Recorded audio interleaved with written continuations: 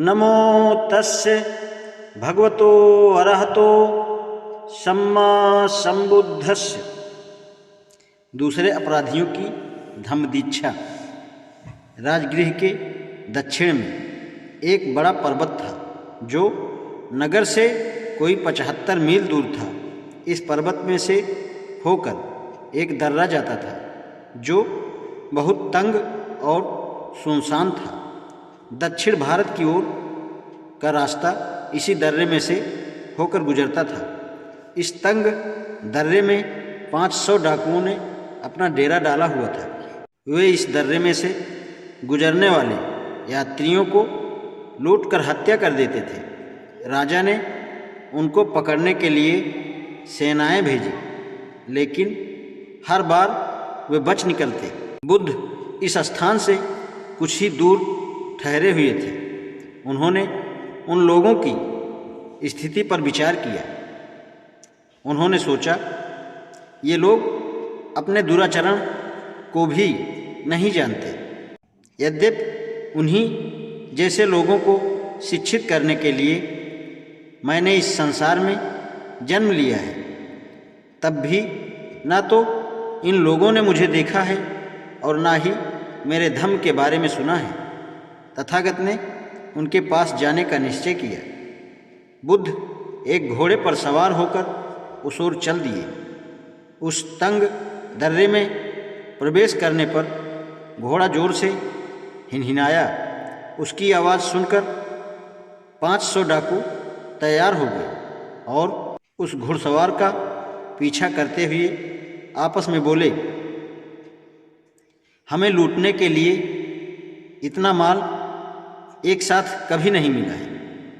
आओ आगे बढ़कर इसे पकड़ लें। घुड़सवार को घेरने के लिए वे आगे बढ़े ताकि वह बचकर भाग न जाए, लेकिन तथागत को देखकर वे जमीन पर गिर पड़े। भूमि पर गिरकर वे चिल्लाते हुए बोले, यह कैसा भगवान है, यह कैसा भगवान है।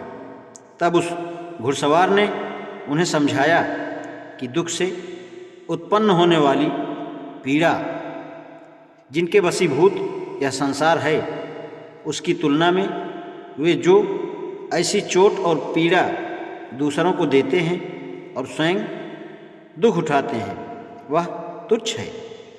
और इसी प्रकार अश्रद्धा और संदेह जो उन्हें बांधे हुए है, यदि वे उससे मुक्त होना चाहते हैं तो धम्म देशना सुनने में उन्हें एकाग्रचित होना होगा, क्योंकि वही ऐसे घावों को भर सकता है। तथागत ने आगे कहा, मानसिक दुख के समान कोई दुखदाई घाव नहीं है। मूर्खता के समान कोई चुभने वाला तीर नहीं है। कोई इसका इलाज नहीं कर सकता। बस केवल धम्म शिक्षा की ओर ध्यान लगाना ही इसका उपचार है। इसी से अंधों को आँख मिलती है और अज्ञानियों को ज्ञान मिलता है। लोगों का मार्ग दर्शन इसी से होता है। जैसे अंधों को आँख मिल गई हो, इससे अश्रद्धा का नाश होता है, दुख दूर होता है, प्रसन्नता प्राप्त होती है और यह उत्कृष्ट विमल प्रज्ञा उसी को प्राप्त होती है जो ध्यान से धम्मोपदेश सुनता है। जिसने सबसे अधिक पुण्य प्राप्त किया है वही इस पद का अधिकारी है। यह सुनकर डाकुओं ने अपने दुराचरण पूर्व जीवन पर पश्चाताप किया।